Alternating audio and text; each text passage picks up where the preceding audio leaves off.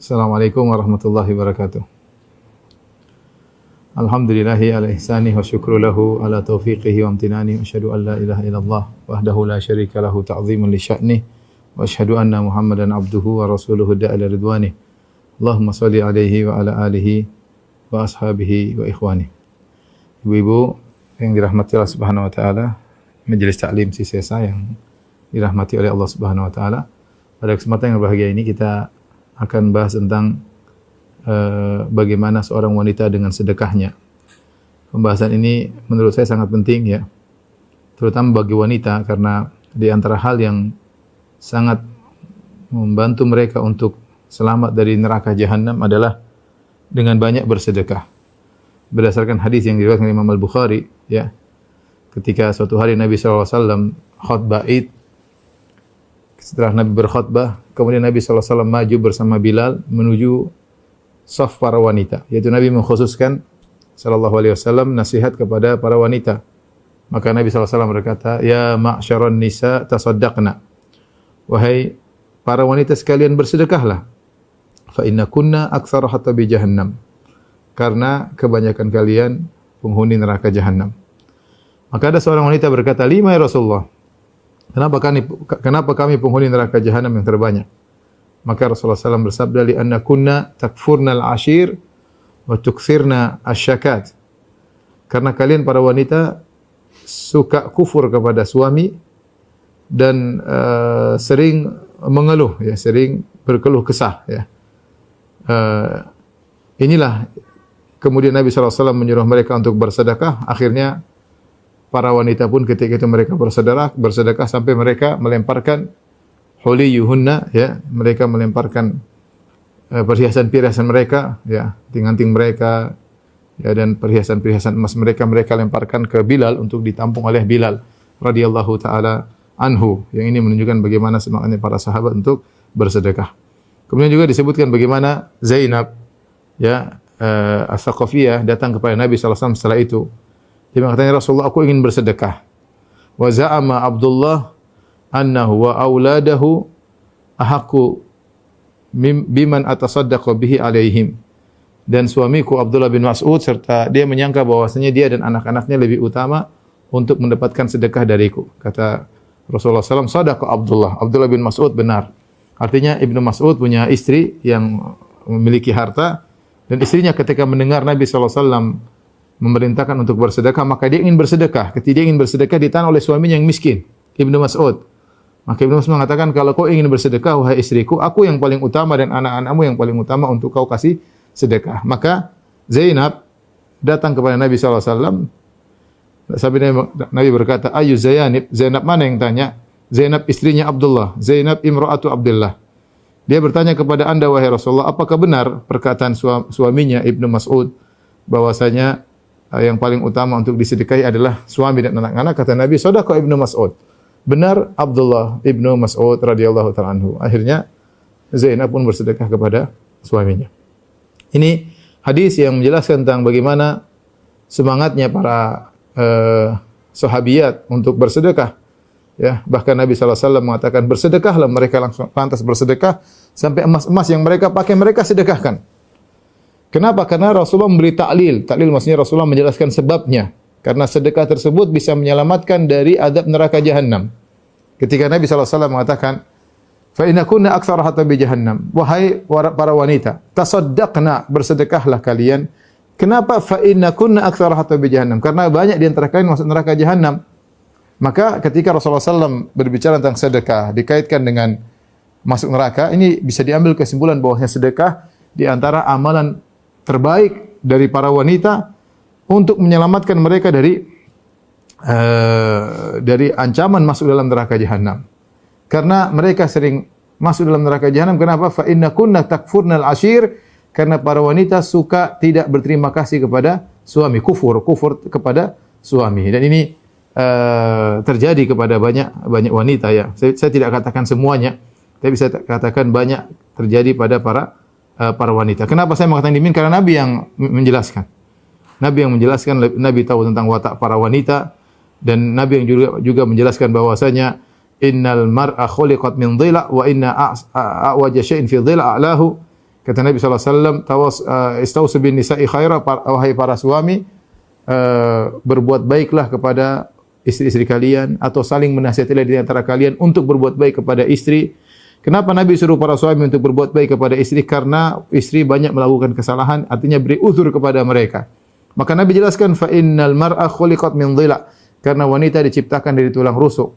Wa inna ala syai'in fi dhila a'lahu, dan yang paling bengkok dari tulang rusuk yang bagian paling atas.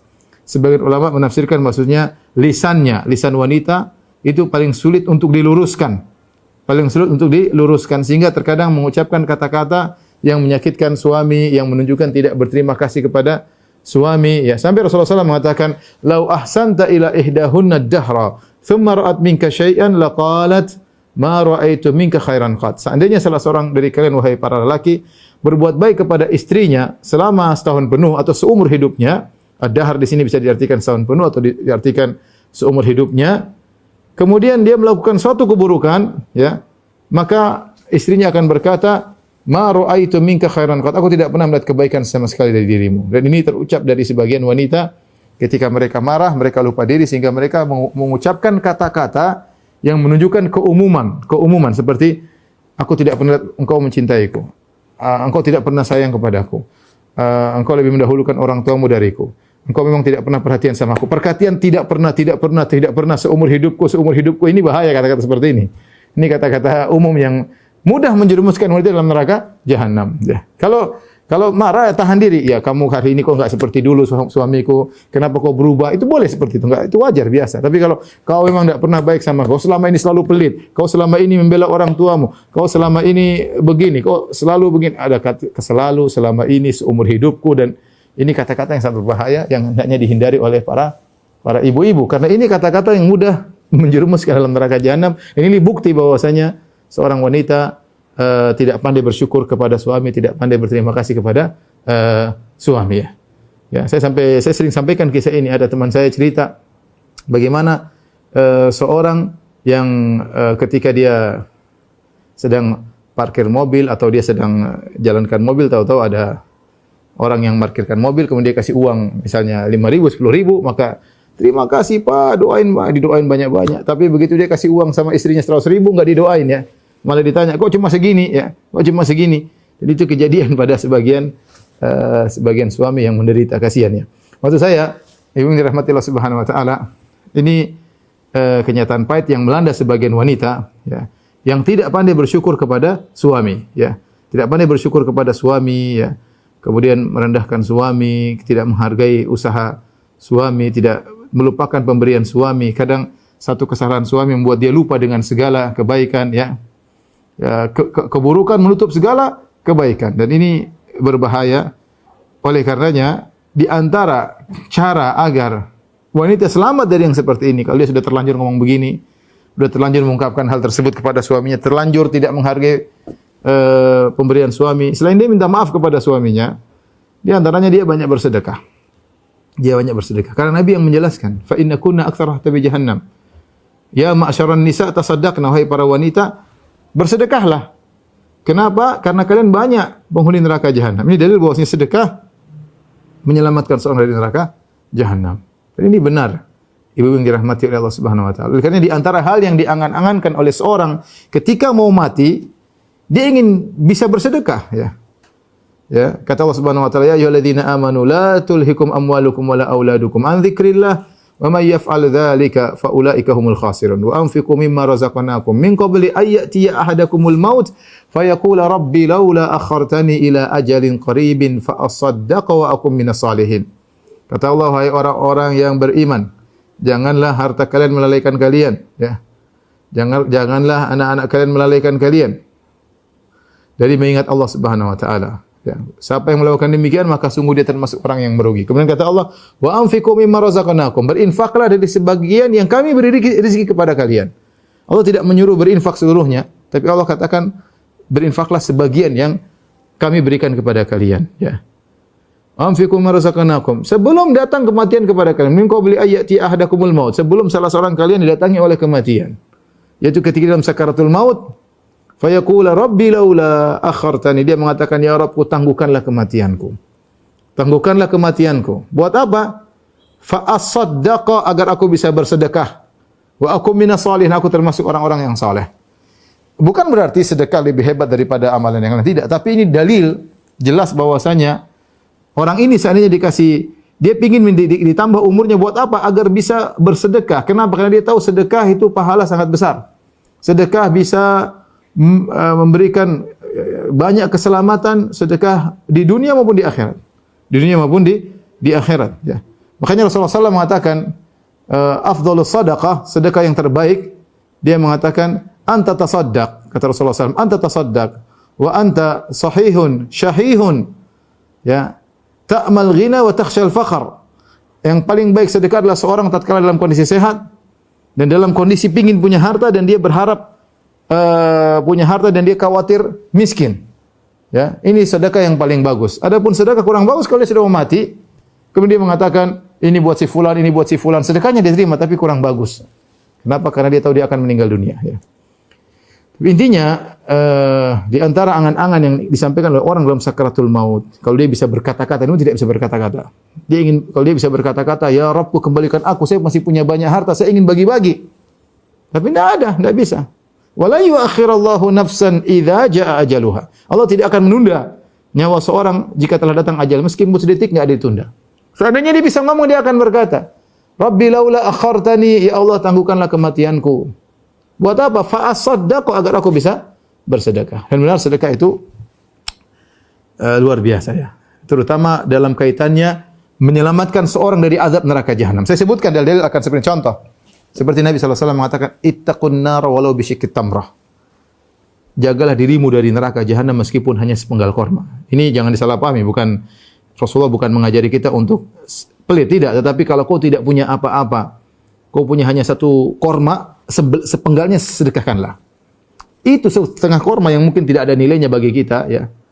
Tapi bagi Allah bernilai. Kau punya harta sedikit, kata Nabi, walau bisyikit tamrah, meskipun sepenggal korma kau sedekahkan, maka ini akan menjagamu dari neraka jahanam, ya. Rasulullah SAW berkata, sadaqatus sir tudfi'u ghadabar rabb. Sungguhnya sedekah yang dikeluarkan diam-diam, tidak di-share, tidak di-publish, ya. Ya, sedekah ada yang boleh dipublish, ada lebih baik tidak dipublish, ya. Dipublish pun harus ikhlas, tapi lebih bagus kalau bisa tidak dipublish, jangan dipublish, ya. Kata Nabi, sadaqatus sir, yaitu sedekah yang tidak dipublish, ya, tudfi'u ghadabar rabb, akan memadamkan kemurkaan Allah Subhanahu wa taala, akan memadamkan kemurkaan Allah Subhanahu wa taala. Jadi menyelamatkan di neraka jahanam, ya. Seperti dalam hadis kata Nabi sallallahu alaihi wasallam, kullu mri'in fi dhilli sadaqatihi yaumal qiyamah hatta yahkumallah bainal ibad. Atau kama qala Nabi sallallahu alaihi wasallam. Kata Rasulullah sallallahu alaihi wasallam, setiap orang berada di bawah naungan sedekahnya tatkala hari kiamat sampai Allah menghukum di antara manusia. Yaitu tatkala di padang mahsyar, tatkala matahari jarak 1 mil, panas banget, ketika itu manusia dibangkitkan, semua orang kepanasan, keringat bercucuran. Ada orang yang bahagia, seperti 7 golongan orang yang bahagia. Di antara orang-orang yang berbahagia di bawah naungan adalah orang yang bersedekah. Semakin dia banyak bersedekah, naungannya semakin besar. Maka Nabi mengatakan, kullu mri'in fi dhilli sadaqatihi yaumal qiyamah. Setiap orang berada di bawah naungan sedekahnya pada hari kiamat. Ini keutamaan sedekah, ya. Kemudian sedekah bisa membuat seorang husnul khatimah. Kata Nabi SAW, sona'i'ul ma'ruf taqi masari as-su'. Sungguhnya perbuatan-perbuatan baik kepada manusia yang lain, ya, berbuat baik di antaranya sedekah, ya, berkorban dengan uang, dengan harta, ya, taqi masari as-su', akan menghalangi seorang dari su'ul khatimah, akan menghalangi seorang dari su'ul khatimah. Yang jelas tadi hadis yang sedang kita bicarakan dari awal, ya ma'asyaran nisa tasaddaqna fa innakunna aktsar hatta bi jahannam. Wahai para wanita, bersedekahlah, sungguhnya kalian adalah penghuni neraka jahanam yang paling banyak. Ini dalil sangat tegas bahwasanya sedekah menghalangi seorang dari neraka jahanam. Karenanya ibu yang dirahmati Allah Subhanahu wa taala, latih diri kita untuk bersedekah. Latih diri kita bersedekah dengan ikhlas kepada Allah Subhanahu wa taala, dan itu semua perlu dengan pengorbanan. Perlu dengan pengorbanan. Kalau kita bicara tentang para sahabat lelaki yang sedekah, sangat banyak sahabat bersedekah. Dan sedekah mereka luar biasa.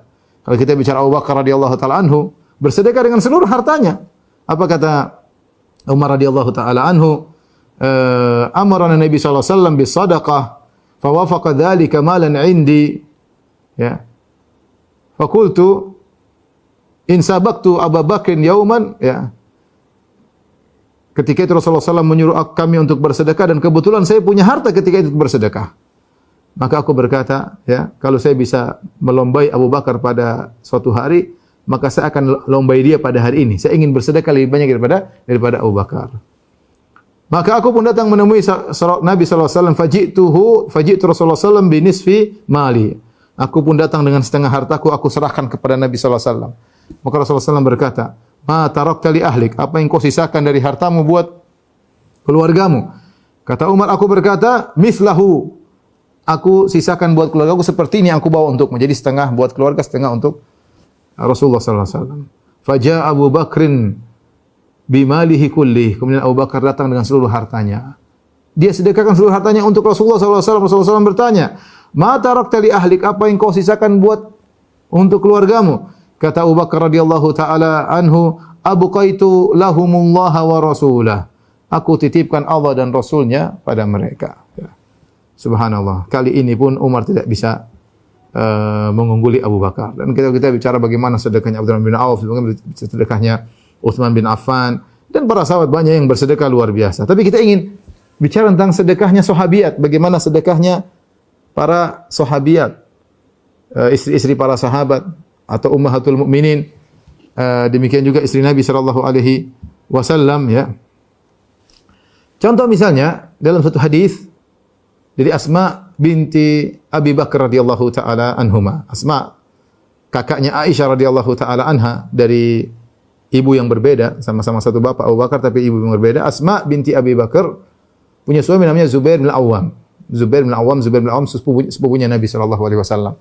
Maka Asma berkata kepada Nabi, ya Rasulullah, mali malun illa ma adkhala alayya Az-Zubair, ya. Kata Asma, ya Rasulullah, aku tidak punya harta kecuali yang suamiku berikan kepadaku. Artinya suaminya berikan harta kepada dia. Ini dalil bahwasanya boleh seorang suami memberikan sebagian pemberian kepada istrinya lebih dari sekedar kecukupan untuk makan sehari-hari. Dia boleh kasih hadiah kepada istrinya sebagaimana Zubair bin Awam berikan kepada Asma. Dia mengatakan, aku tidak punya harta kecuali yang diberikan Zubair kepadaku. Apakah boleh aku bersedekah? Kata Rasulullah SAW, ini jawaban Nabi SAW. La tuki fayuka alaiki. Ya, dalam riwayat, la tuhsi fayuhsillahu alaiki. Ya. Irdhahi mastata'ti. Kata Nabi SAW, jangan kau ikat. Wika itu artinya kalau kita dulu, zaman dahulu ada tempat air terbuat dari kulit, kemudian di atasnya ada ikatan, diikat, ya, sehingga air tidak tumpah, ya. Kalau kita ya botol ditutup gini, ya. Nah, misalnya, kata Nabi, la tuki, jangan ditutup kenceng-kenceng, jangan ditutup. Fayuka alika, Allah akan menutupmu, Allah akan menutup rizkimu. Jangan kau tutup tempat hartamu, Allah akan menutup rizkimu. Jangan kau terlalu perhitungan, la tuhsi, jangan kau terlalu perhitungan, maka Allah akan perhitungan kepadamu. Fayuhsillahu alaiki, ini butuh iman. Ini butuh iman. Kata Nabi SAW, irdhahi mastata'ti. Bersedekahlah semampu. Bersedekahlah semampu. Bukan berarti seperti Abu Bakar semua harta diberikan. Tidak. Masing-masing imannya berbeda-beda. Tapi semampunya berarti ada, kata Nabi, semampumu berarti ada usaha untuk berusaha bersedekah. Ustaz, boleh nggak kita perhitungan? Boleh. Tidak boleh suami kasih kita uang untuk keperluan rumah tangga kemudian kita sedekahkan semua, enggak. Kalau di luar hak, ternyata kita masih perlu, ya enggak usah sedekah. Lebih baik kita sedekah buat keluarga kita. Ini maksud saya di luar kebutuhan kita. Ternyata makan sudah cukup, minum sudah cukup, pakaian sudah ada, kebutuhan rumah tangga sudah ada, masih ada berlebihan harta, terus mau diapain? Wanita ini apa kerjain? Koleksi ini, koleksi anu, koleksi ini, koleksi anu. Bulan ini beli ini, bulan depan beli anu, beli ini. Subhanallah. Hati-hati, ya. Kemudian sedekahnya pelit. Sedekahnya pelit. Kata para ulama, ketika Rasulullah SAW berkata, la tuki fayuka alaiki. Jangan kau ikat, maka Allah akan mengikatmu. Itu al-jaza' menyisil amal. Balasan sesuai dengan perbuatan. Kalau seorang pelit, ya, dia selalu tutup. Kalau mau buat sedekah, dompetnya dikunci. Kalau sudah buat jajan ini, belanja-belanja ini, beli sepatu baru, beli dompet baru, beli tas baru, beli baju baru, beli emas baru, beli gelang baru. Oh, dibuka nih, bukan apa-apa, habis-habisin. Habis minta lagi sama suami. Tapi kalau buat sedekah, perhitungannya luar biasa. Dihitung. Ini padahal nyelamatin dia. Ukhti kalau beli macam-macam, beli tas, beli macam-macam, enggak dibawa mati, selesai. Kalau ukhti taruh uang di sisi Allah, aset yang akan dilipat gandakan oleh Allah, menyelamatkan dari neraka jahanam, akan membuat husnul khatimah. Ya. Jangan pelit. Jangan pelit. Saya sering sampaikan masalah sedekah. Ini cerita tidak pernah saya lupa ketika saya ke Madinah. Guru saya dia ngajar, dia bilang dulu ada seorang mungkin seorang soleh, kalau dia dapat harta dia selalu berikan kepada orang lain. Sampai orang heran sama dia, kamu dapat harta kamu kasih sama orang, kamu dapat harta kamu kasih sama orang. Kata dia, saya punya tradisi sama orang-orang dan Allah punya tradisi sama saya. Ya, sebagaimana tradisi saya kalau ada harta saya kasih sama orang, Allah juga selalu memberikan kepada saya. Saya tidak ingin kalau saya rubah tradisi saya dengan orang, Allah akan merubah tradisinya dengan saya. Kalau saya pelit sama orang, akhirnya Allah pelit sama saya. Dia tidak mau demikian. Tidak mau demikian. Dan itu benar sesuai dengan hadis ini. La tuki fayuka alaiki. Jangan kau ikat, maka kau akan diikat oleh Allah Subhanahu wa taala. Oleh karenanya ini bagaimana dalam kondisi harta yang tidak banyak, pas-pas seperti dimiliki oleh Asma binti Abi Bakar, dia bersedekah. Bahkan kata Nabi, irdhahi mastata'ti, bersedekahlah semampumu. Semaksimal mungkin kalau bisa sedekah selama kebutuhan masih cukup. Bukan berarti sedekah kemudian kita kelaparan, kemudian kita anak-anak enggak makan, enggak. Maksudnya semampumu kalau kau masih bisa punya duit, sedekah selama kebutuhan tercukupi. Ustaz, saya pingin tabungan, boleh tabungan, tapi jangan Anda menabung sampai akhirnya menjadi pelit. Itu berlebihan menabung. Rasulullah SAW juga pernah menabung. Rasulullah SAW ketika dapat dari perang Khaybar, maka dia simpan makanan buat istrinya buat persediaan setahun. Tapi apakah Rasulullah pelit? Tidak. Rasulullah luar biasa, jor-joran kalau sudah bersedekah. Tidak jadi masalah. Ya. Tidak jadi masalah. Menabung boleh, tapi jangan pelit. Jadi saking parnonya tentang masa depannya, di selain masa pandemi saja parno, apalagi masa pandemi, sehingga pelitnya luar biasa. Tidak, kita juga disuruh mengatur keuangan. Oke, nggak ada masalah. Tapi bukan berarti kemudian kita pelit. Makanya ibu-ibu yang dirahmati Allah Subhanahu wa taala, atur keuangan, tetap siapkan makanan, belikan beras, belikan macam-macam kebutuhan rumah tangga mungkin selama sebulan atau seminggu, tapi jangan pelit. Tentang Allah akan ganti. Terlalu banyak dalil menunjukkan akan hal ini. Ya bani Adam, unfik alaik, wahai anak Adam, berinfaklah, Allah akan berinfak kepadamu. Ya. Kata Nabi SAW, mana qasad sadaqatun min ma'al. Bahwasanya harta tidak akan berkurang gara-gara sedekah. Yamhaqullahu riba wa yurbi sadaqat. Allah akan mengembangkan sedekah. Jangan khawatir. Allah jaga harta Anda dengan Anda bersedekah. Allah tambah harta Anda dengan Anda bersedekah. Allah jaga keselamatan Anda, ya. Jadi ini contoh bagaimana Asma binti Abu Bakar meskipun hartanya pas-pasan, pemberian suami tidak banyak, tapi dia bersedekah, ya. Lihatlah bagaimana ummahatul mukminin, bagaimana istri Nabi sallallahu alaihi wasallam. Dulu istri Nabi yang terkenal namanya siapa? Zainab bintu Jahsyin. Yang terkenal sangat rajin sedekah. Ya. Suka membantu, sampai disebut Ummul Masakin, ibundanya orang-orang miskin. Kenapa sering bantu orang miskin? Tapi orang-orang terkenal ini istrinya Nabi ini luar biasa. Rasulullah pernah berkata kepada istri-istrinya, "Awwalukunna lahaqan bi atwalukunna yadan." Atau kama qala Nabi sallallahu alaihi wasallam. Kata Rasulullah SAW, "Wahai istri-istriku, yang pertama kali menyusulku nanti kalau aku meninggal dunia di antara kalian adalah yang paling panjang tangannya." Kata Nabi sallallahu alaihi wasallam, di antara kalian istri-istriku yang pertama kali nyusul kalau aku sudah meninggal, yang pertama kali nyusul adalah yang paling panjang tangannya. Maka akhirnya setelah Rasulullah SAW meninggal, istri Nabi itu ngukur-ngukuran tangan, mana yang lebih panjang, mana yang panjang. Siapa di luar paling panjang tangannya di luar meninggal. Mereka mengambil zahirnya. Ternyata yang di luar meninggal adalah Zainab bintu Jahsyin radhiyallahu taala anha. Ternyata dia adalah wanita yang paling banyak sedekahnya, yang dijadikan kinayah oleh Nabi dengan tangan yang paling panjang, yaitu yang paling memberi kepada orang-orang. Paling memberi kepada orang-orang. Ini Zainab bintu Jahsyin paling rajin bersedekah di antara istri Nabi sallallahu alaihi wasallam. Lihatlah bagaimana Aisyah radhiyallahu taala anha. Ya, dalam hadis ketika ada seorang wanita datang dengan dua anaknya, dua putrinya. Dia kelaparan, dia datang kepada Nabi datang ke rumah Aisyah minta makan. Aisyah radhiyallahu taala anha kemudian cari makanan untuk bersedekah. Dia tidak Kemudian cari sana cari sini tidak ada persediaan makanan. Subhanallah, ibu-ibu banyak bersyukur kepada Allah Subhanahu wa taala.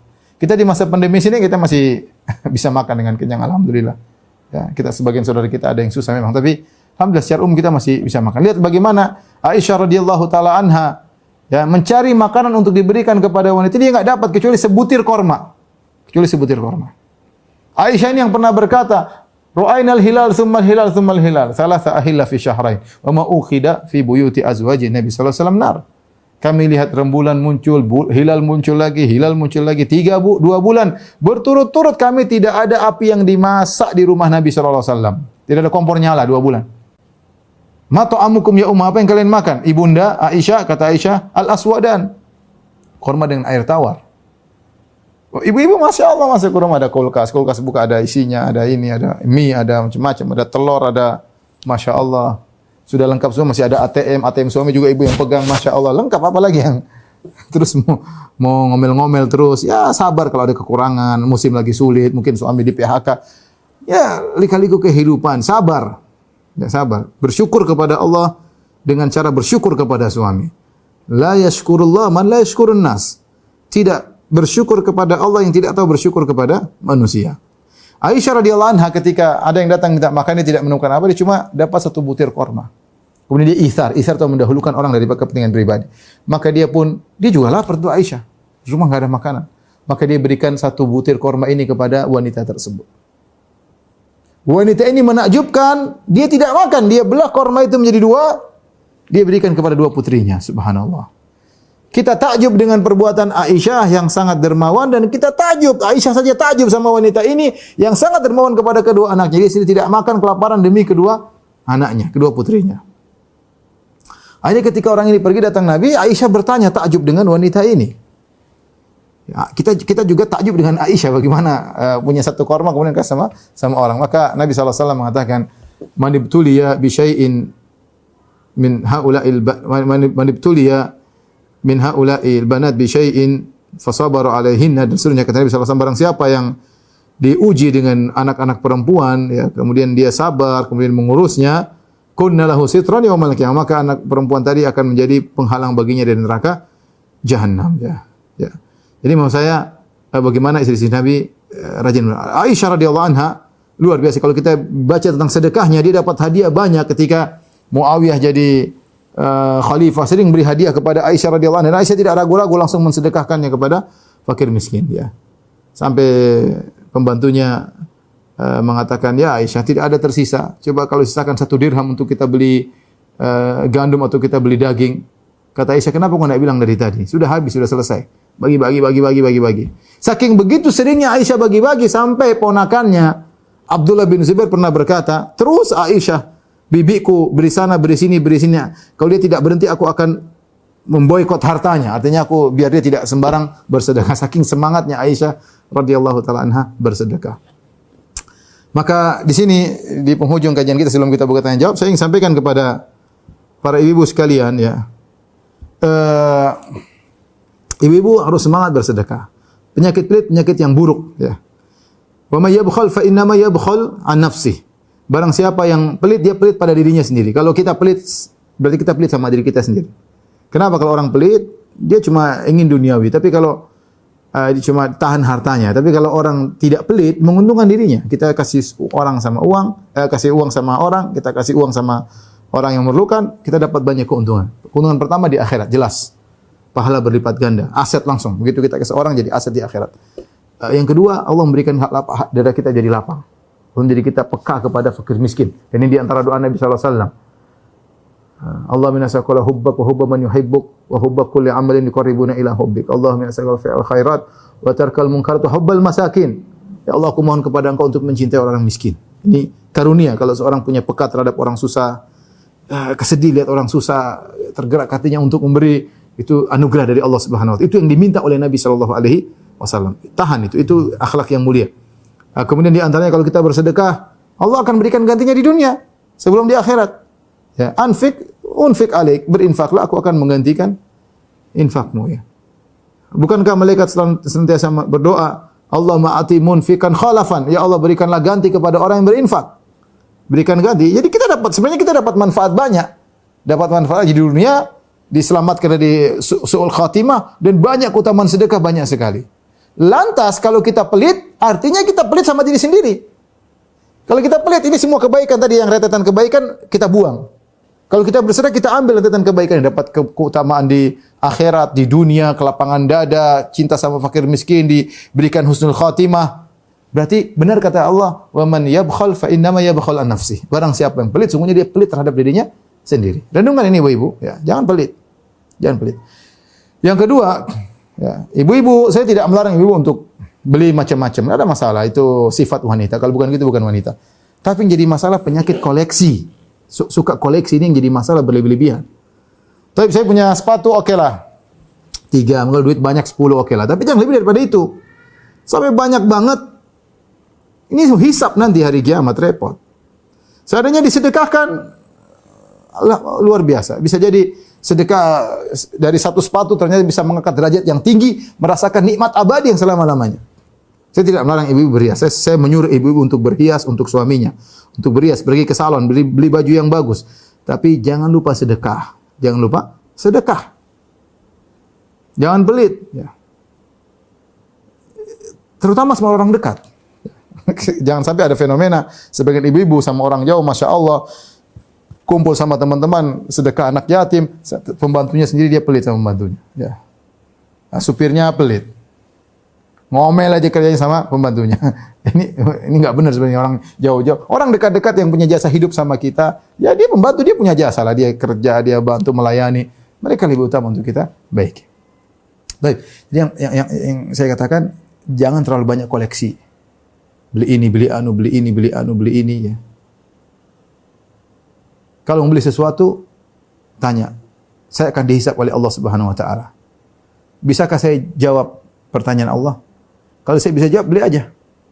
Saya kadang bilang sama istri saya, bilang, "Abi, beli ini dong." Kamu kalau ditanya sama Allah bisa jawab? Bisa jawab, saya belikan. Kalau ada uang. Kalau nggak ada uang, yang sudah sabar. Kalau bisa jawab, "Abi jangan gitu." Ya, enggak apa-apa, kamu bisa jawab enggak? Ini kan semua ada hisabnya. Kalau bisa jawab, silakan beli. Maksudnya paling tidak kita menahan diri, tidak mentang-mentang kita punya uang kemudian kita beli apa yang kita sukai. Enggak seperti itu kehidupan orang Islam, enggak. Harta semua itu titipan. Harta semua adalah titipan dari Allah Subhanahu wa taala. Silakan berhias, saya katakan, saya ulangi lagi. Silakan berhias, silakan pergi ke salon, silakan menjaga penampilan diri, menyenangkan suami agar suami tidak jelalatan matanya, dan tetapi jangan lupa bersedekah. Jangan lupa bersedekah, itu yang saya inginkan. Kemudian berikutnya, anti kalau tidak punya uang, anti bisa bersedekah dengan cara memotivasi suami. Bukankah Rasulullah SAW bersabda, "Man dalla ala khairin falahu mithlu ajri fa'ilihi." Barang siapa menunjukkan kepada kebaikan, maka bagi dia pahala bagi orang mengamalkannya. Dan betapa sering ya suami itu dipengaruhi oleh akhlak istrinya. Ini kenyataan. Apalagi suami Indonesia ya. Kalau teman-teman saya di Saudi rata-rata istrinya nggak pegang apa-apa. Pokoknya tiap hari dikasih makan selesai. Akhirnya suaminya mau ini mau anus, istrinya sering tidak tahu. Ya. Bahkan akhirnya suaminya nikah lagi pun istrinya pun kadang-kadang tidak tahu belakangan ya. Tapi kalau kita bicara Indonesia, banyak suami yang istrinya mengatur keuangannya. Sampai sebagian PNS mungkin ATM-nya dipegang sama istrinya ya. Nah, apalagi kenyataan seperti ini ketika suami mengamanahkan hartanya kepada istrinya, ya. Saya tidak tahu ini karena suaminya takut atau karena suaminya sayang kepada istrinya, atau suaminya saking cerdasnya, atau karena istrinya luar biasa mengatur keuangan. Wallahu alam. Tapi kenyataan Indonesia banyak, saya tidak bilang semua, tapi banyak suami yang hartanya dipegang sama istrinya. Nah, kalau seorang wanita memegang harta istrinya, berarti dia yang mengendalikan. Maka bisa jadi suaminya pelit gara-gara dia. Bahkan seorang suami bisa pelit sama keluarganya, bisa pelit sama ibunya sendiri, bisa pelit sama kerabatnya gara-gara istrinya yang kurang ajar ini. Ya. Sebaliknya bisa jadi seorang suami dermawan gara-gara istrinya. Suaminya ragu-ragu, "Ayo mas, enggak apa-apa. Insyaallah lah kita masih ada ini, hitungannya masih cukup." Akhirnya suaminya sedekah. "Mas, ibumu lagi ini, Mas. Kakakmu lagi begini, tetangga, Mas. Udah, Mas. Lagi mau sunatan, Mas. Bantu, Mas." Masya Allah. Ibu ngomong begitu, ibu juga dapat pahala. Yang sedekah suami, ibu juga dapat pahala. Kenapa? Ibu yang melanjutkan, yang menganjurkan. Apalagi suami ibu-ibu tadinya pelit, akhirnya terbentuk menjadi suami yang dermawan. Karena kalau orang sudah dermawan, insya Allah dia akan ketagihan. Ketagihan. Kalau dia tidak dermawan, kayaknya tidak sedekah, kayaknya ada yang kurang. Kalau ibu-ibu yang membentuk akhlak suami sampai jadi ketagihan sedekah, maka pahalanya ibu yang dapatkan. Suami dapat, ibu juga dapat. Ibu yang membentuk karakter suami. Ya. Jadi ini hidupkan suasana sedekah. Kalau tidak punya uang, Ustaz bagaimana? Tadi kata Nabi, ya, ittaqin nar walau bisyikki tamrah. Bersedekahlah, jagalah dirimu dari neraka jahanam meskipun sepenggal korma. Allah Maha tahu, kita punya kalau punya uang banyak kita akan sedekah, tapi kita enggak punya uang pas-pasan. Ya sudah, semampunya. Tadi kata Nabi sallallahu alaihi wasallam, mastata'ti. Ya, bersedekahlah semampumu, ya. Ya, bukan berarti kita sedekah akhirnya kita enggak makan, enggak, salah. Kalau kita enggak punya uang, kita yang lebih utama untuk sedekah terhadap diri sendiri. Tapi kalau ada kelebihan, tidak ada salahnya kita bersedekah. Maka saya ingatkan kepada ibu-ibu sekalian, terutama jamaah Majelis Taklim Sisesa, untuk melatih diri, untuk bisa rajin bersedekah. Kalau harta banyak, kalau sedekah yang banyak, itu aset buat kita ya. Di akhirat ya. Di akhirat nggak ada yang nolong kita, yang nolong amalan soleh kita. Sedekah kita tolong kita ya. Kemudian juga jangan lupa mengarahkan suami agar bersedekah. Jangan lupa ngajari anak-anak juga dari kecil untuk rajin bersedekah, suruh mereka bersedekah. Kalau ada gejala-gejala pelit dari anak-anak harus dilawan, jangan dibiarkan karena jadi pelit. Ya, jangan dibiarkan karena itu penyakit. Kalau pelit itu terus tertimbun sampai besar akhirnya jadi wanita yang pelit. Hati-hati, atau anak-anak jadi besar jadi anak yang pelit. Kemudian kurangi kebiasaan koleksi. Jangan suka koleksi. Punya apa lebih segera kasih. Kalau punya harta yang bagus, kasih yang bagus. Kalau ada yang masih bisa dipakai, sudah. Memang sedekah yang paling bagus adalah barang baru. Tapi tidak mengapa kita sedekah dengan barang yang bekas selama itu masih bagus. Kita tidak usah jual, kita sedekah saja. Jangan suka koleksi barang. Ya. Jangan suka koleksi barang. Ini semua barang kita koleksi dari hisab kita pada hari kiamat kelak. Demikian saja para ibu-ibu yang dirahmati Allah Subhanahu wa taala, sedikit tuturan yang bisa saya sampaikan, semoga bermanfaat bagi saya pribadi dan juga kepada ibu-ibu sekalian. Selanjutnya kalau yang bertanya saya persilahkan. Wallahu taala alam bisawab. Alhamdulillah, jazakallahu khair Ustaz untuk paparannya, dan kita akan mulai dengan pertanyaan dari Ahawat. Bismillahirrahmanirrahim. Ustaz, bolehkah sedekah kita dijadikan wasilah? Misalnya bersedekah sambil berdoa dan memohon agar anak kita menjadi anak yang soleh, studinya lancar, jodohnya baik. Ini juga menjawab beberapa pertanyaan serupa Ustaz. Jadi apakah kita boleh bersedekah berharap mendapat ganti dari Allah? Kalau dikatakan boleh, boleh. Tapi kita ikhlas dulu, kita bersedekah, baru kemudian kita minta kepada Allah. Ya, jadi kita bersedekah agar dimudahkan urusan boleh. Ya. Tapi saya katakan bagaimanapun amal soleh harus orientasinya adalah akhirat. Jadi niat yang mendominasi adalah akhirat. Ya. Niat yang mendominasi adalah akhirat. Sedekah Allah janjikan atau Rasulullah janjikan dengan banyak keuntungan duniawi. Contoh seperti Rasulullah SAW mengatakan, "Da'u mardakum bi sadaqah." Sembuhkanlah orang sakit di antara kalian dengan sedekah. Contoh Rasulullah SAW mengatakan tadi, "Qasanaa'ul ma'ruf taki masawi asu." Masari asu, perbuatan baik kepada orang di antara sedekah akan menjauhkan diri dari kesudahan yang buruk, dari su'ul khatimah. Ya contohnya kalau kita bersedekah untuk menyambung silaturahmi, kata Nabi SAW, "Man ahabba an yubsata lahu fi rizqi wa insa fi athari falyasil rahimah." Siapa yang ingin dipanjangkan umurnya, dilapangkan rezekinya, sambung silaturahmi. Di antaranya menjambung silaturahmi terbaik adalah dengan memberi harta kepada kerabat. Kemudian kata Nabi SAW, "Ma naqasa sadaqatun min mal." Sedekah tidak akan mengurangi harta, kata para ulama, yaitu bertambah. Ini semua adalah janji-janji duniawi. Kalau kita ketika bersedekah niatnya ini boleh, tetapi harus akhirat yang mendominasi. Akhirat maksudnya apa? Ya Allah, semoga sedekah ini mengangkat derajatku di surga. Ya Allah, semoga sedekah ini menaungi aku di padang mahsyar. Seperti itu. Itu yang harus lebih dominasi. Tapi didomplengin dengan ini, niat-niat ini tidak jadi masalah. Yang jadi masalah kalau ini yang mendominasi, itu yang kita khawatirkan.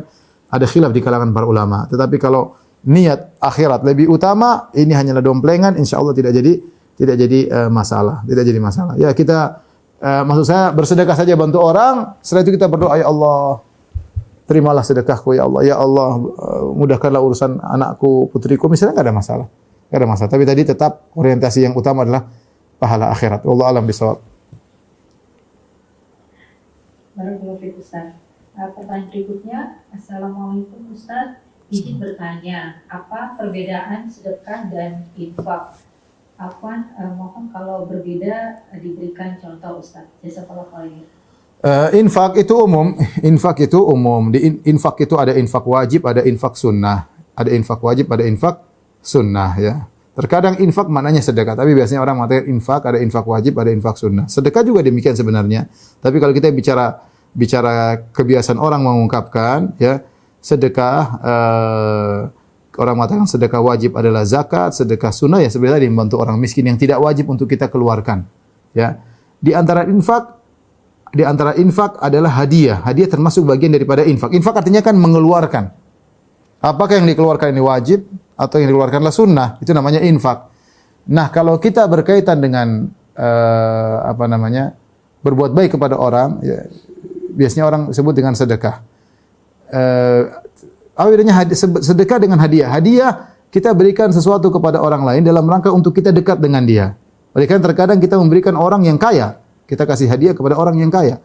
Sedekah biasanya konotasinya adalah dari orang yang punya kepada orang tidak punya. Kepada fakir miskin, kepada anak yatim, kepada orang yang berhutang, yang dililit utang, itu namanya sedekah. Makanya Rasulullah SAW innamas shadaqatul, Allah mengatakan innamas shadaqatul fuqara wal masakin wal amilin 'alaiha dan seterusnya ya, dalam surat At-Taubah. Tapi tadi kalau secara umum infak lebih umum, infak itu mengeluarkan harta, ya. Ada infak yang haram, ada infak yang disyariatkan. Infak mencakup sedekah, mencakup hadiah. Ya. Ya, hadiah tidak dikatakan sedekah, tapi hadiah juga disebut dengan apa? Infak. Ya. Nanti juga ada nafkah yang wajib, ada nafkah yang mustahab, ada nafkah yang boleh. Itu keluarkan sesuatu yang beli makanan yang kita sukai, boleh. Itu namanya juga nafkah, mengeluarkan harta. Wallahu a'lam bishawab. Jazakallah khair Ustaz. Pertanyaan berikutnya ini agak banyak sekali yang serupa.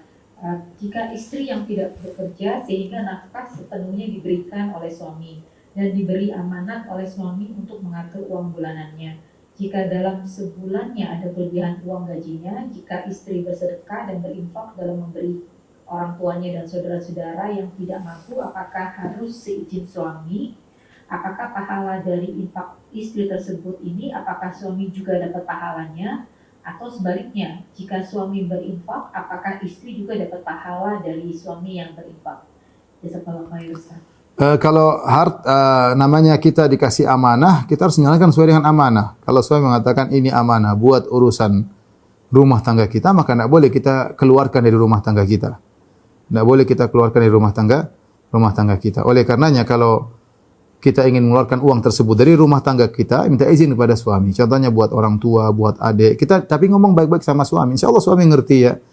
Mas ini ada, alhamdulillah saya sudah atur makanan, ada kelebihan untuk uang bulanan. Boleh enggak uang ini saya berikan kepada orang tua saya? Mohon mas, ini orang tua saya lagi begini. Mudah-mudahan mas dapat pahala. Mudah-mudahan saya ingin berbakti sama orang tua saya. Mas, mudah-mudahan mas juga dapat pahala berbakti orang tua, apalagi habis itu nangis, insyaallah suami langsung luluh. Ya sudah sana kasih sana. Ini apa? Jadi yang dapat pahala, kita dapat pahala, suami juga dapat pahala. Ya, tapi harus minta izin. Lain halnya kalau cuma mungkin kasih 1.000, 2.000, mungkin ada orang apa kayak kasih, orang parkir atau apa, enggak ada masalah. Tapi kalau nilai uang tersebut punya nilai, itu uang suami, kita harus minta izin kepada suami. Kecuali suami bilang kamu terserah, saya enggak urusan, mau kasih siapa saja uangmu, yang penting makan cukup. Itu bebas kalau begitu. Tapi kalau tidak ada statement dari suami seperti itu, maka kita harus minta izin dari suami. Barakallahu Ustaz. Pertanyaan berikutnya, Assalamualaikum Ustaz, bolehkah kita bersedekah kepada saudara kita sendiri yang tempat tinggalnya jauh? Ini juga menjawab banyak juga pertanyaan Ustaz yang serupa, yaitu sebenarnya tahapan sedekah itu kepada siapa dahulu yang lebih afdal? Sedekah yang paling afdal, kata Allah, wa yas'alunaka madza yunfiqun. Mereka bertanya kepada engkau apa yang harus mereka infakkan. Apa? Mau infak apa? Duitkah? Emaskah? Beraskah? Buahkah? Sayurkah? Apa kek? Jadi orang-orang bertanya kepada Nabi, apa yang harus kita infakkan? Maka Allah jawab, mengalihkan jawaban. Maksudnya apa? Tidak penting apa yang kalian infakkan. mau infak duit, mau infak makanan, mau infak minuman, mau infak apa kek, barang-barang rumah, perabot terserah. Tetapi kepada siapa yang paling penting? Kepada siapa? Maka kata Allah dalam Al-Qur'an, "Qul ma anfaqtum min khairin falil walidaini wal aqrabin wal yatama wal masakin wa ibnis sabil." Kata Allah Subhanahu wa taala, apapun yang kalian infakkan maka buat kedua orang tua, ini yang paling penting. Terus karib kerabat. Kemudian anak yatim, fakir miskin, ya. Jadi di antara orang yang paling utama kita sumbangi atau kita sedekah adalah kerabat kita. Kita tidak semua kakak adik kita berada, ya. Kalau kakak kita, dan itu lebih afdal daripada kita bersedekah kepada selain kerabat. Tapi bukan berarti kita semua sedekah kasih kerabat. Kita harus peka juga, ada buat kerabat, ada buat tetangga kita samping rumah. Ada teman kita mungkin punya keperluan. Kita bagi-bagilah, insya Allah mudahkan. Ya bukan berarti kita sedekah, saya fokus ke sedekah sama kerabat saja, enggak juga. Ya, ada sebagian buat kerabat, ada mungkin lebih sedikit. Kerabat tentu lebih banyak nominalnya, tapi buat tetangga kita kasih bagian, teman kadang teman lama kita punya jasa sama kita, kita bantu. Enggak ada masalah insyaallah. Yang paling utama adalah kerabat.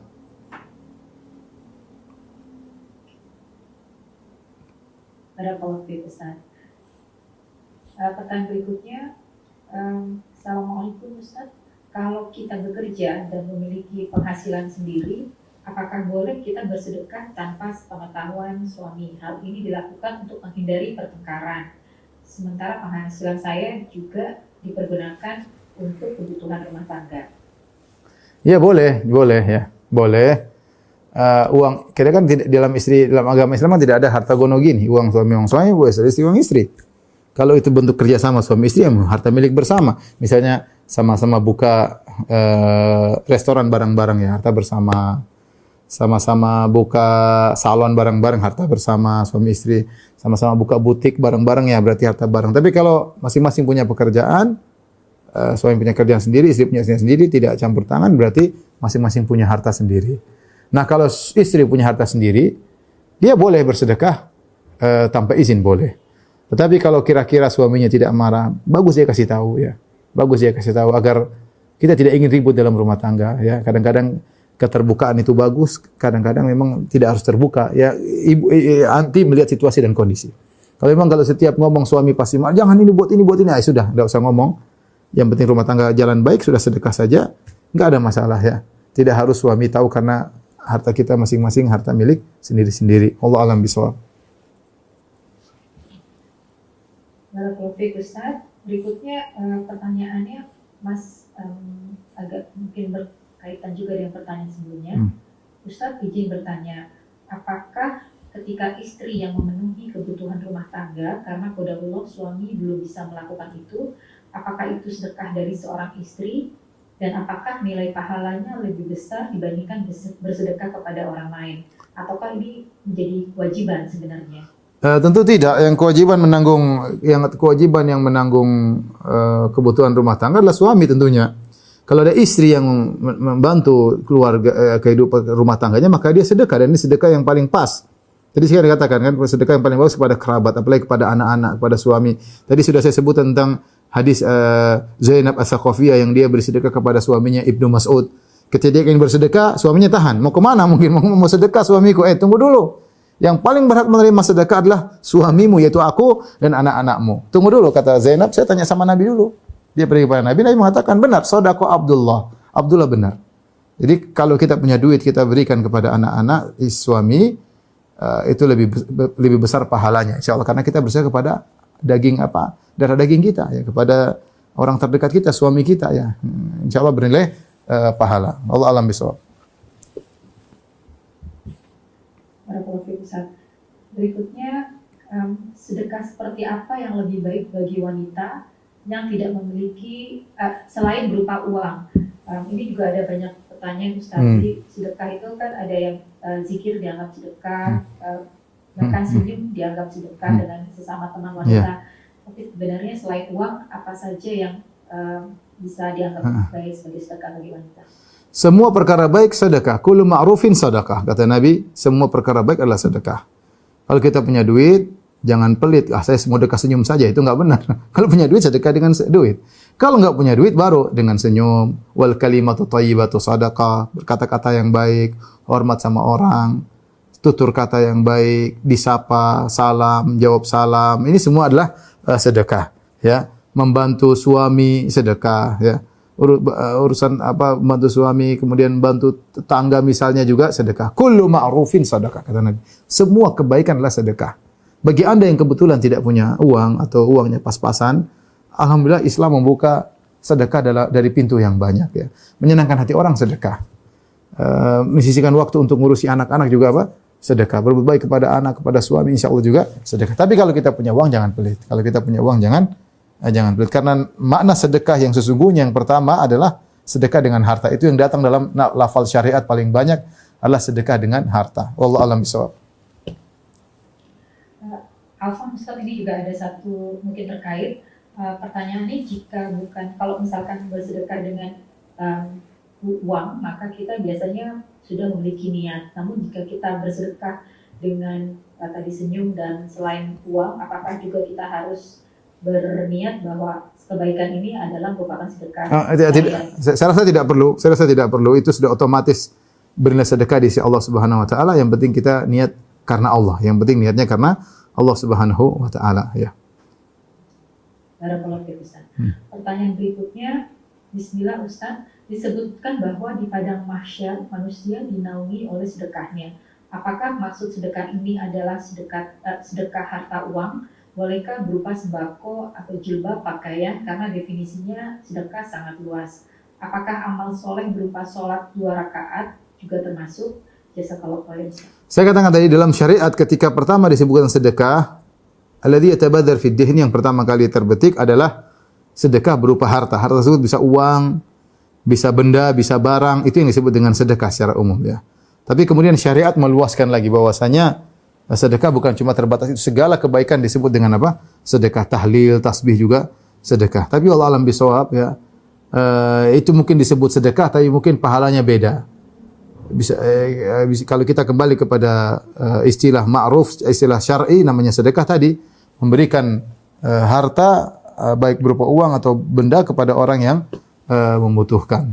Tapi mudah-mudahan kalau kita memang tidak punya harta sehingga kita hanya bisa bersedekah dengan berbuat baik dengan tenaga, dengan mudah-mudahan itu juga masuk dalam sedekah tersebut. Tapi kalau kita punya uang, punya barang, maka usahakan kita bersedekah dengan barang dan uang. Wallahu a'lam bishawab.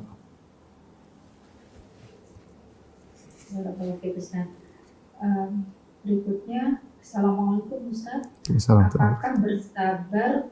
Apakah bersabar terhadap misalnya perlakuan zolim yang dialami, termasuk dari suami atau teman, bisa kita anggap sebagai sedekah kita?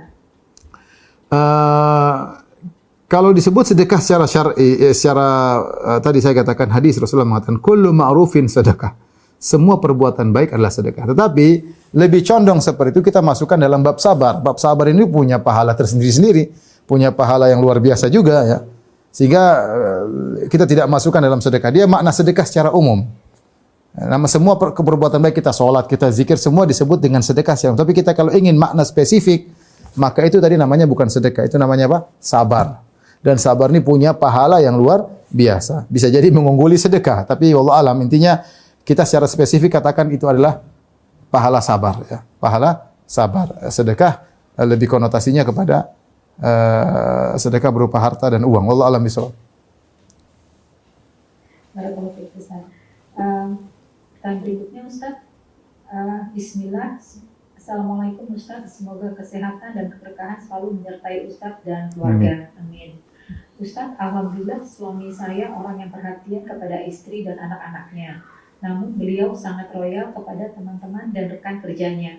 Beliau sangat ringan tangan membantu temannya dan hampir setiap minggu mentraktir temannya dengan jumlah yang menurut saya cukup besar. Yang saya sesalkan, beliau lebih mengutamakan membantu teman, padahal kami memiliki hutang riba. Beberapa kali saya mengingatkan, tapi beliau selalu marah, tidak terima. Yang saya ingin tanyakan, Ustaz, bagaimana sebaiknya sikap saya? Ini juga ada beberapa pertanyaan serupa, Ustaz. Apakah jika kita masih memiliki hutang, apakah kita sebaiknya berusaha untuk memenuhi hutang dulu atau juga tetap berusaha untuk bersedekah? Siapa sih yang nggak punya hutang? Jadi begini, hutang kalau sudah jatuh tempo, nggak boleh kita sedekah, haram hukumnya. Kalau sudah jatuh tempo, orangnya lah, sudah jatuh temponya, kita harus bayar, maka tidak boleh kita bersedekah. Sedekah pada diri sendiri yang lebih penting. Itu uang orang harus kita kembalikan, tidak boleh kita gunakan untuk yang lain. Jadi kalau sudah jatuh tempo, tidak boleh kita bersedekah. Tapi kalau ternyata hutang tersebut belum jatuh tempo, masih ada 1 bulan lagi, 2 bulan lagi, dan kita bisa memperkirakan di waktu itu kita bisa bayar, maka tidak jadi masalah. Contoh seorang PNS, pegawai negeri, kemudian dia punya penghasilan per bulan misalnya 5 juta, dan dia punya hutang jatuh tempo setiap bulan 1 juta, nanti pada di akhir bulan, nggak ada masalah dia sedekah, yang penting pas hari hanya dia bisa bayar, nggak ada masalah ya. Tetapi kalau sudah jatuh tempo, maka uang kita harus bayarkan ya kepada orang yang kita pinjam uang kepadanya. Tidak boleh kita bersedekah sementara sudah jatuh tempo. Berkaitan dengan suami tadi yang baik mentraktir teman-temannya sementara punya hutang riba, ya kita diskusi baik-baik. Jadi begini, setiap kita nasihat, kita berusaha menyampaikan, Mas, Masya Allah, saya bangga punya suami seperti kamu. Masya Allah, kamu baik sekali teman-teman. Mudah-mudahan dengan kebaikanmu, Allah akan berikan banyak kemudahan. Tapi Mas, saya agak-agak begini, kayaknya gimana gitu, kita punya utang. Coba Mas pikirkan lagi deh. Ini khawatir kalau ada apa-apa kita nggak tahu. Jadi diskusi begitu aja. Diskusi agar suaminya ngerem bahwasanya ada kewajiban yang lebih utama harus dia tunaikan. Ya. Diajak bicara baik-baik. Apa kita tanya sama Ustadz, Mas? Coba Mas yang tanya deh, saya ingin tahu jawabannya. Begitulah, jangan, Mas kamu tuh gini. Itu susah. Lelaki susah digitukan. Ya. Lelaki susah di omel-omelin ya. Tapi diajak diskusi, ngobrol pelan-pelan dengan bentuk istri yang hormat kepada suami. Insya Allah suami mau mendengar. Allah.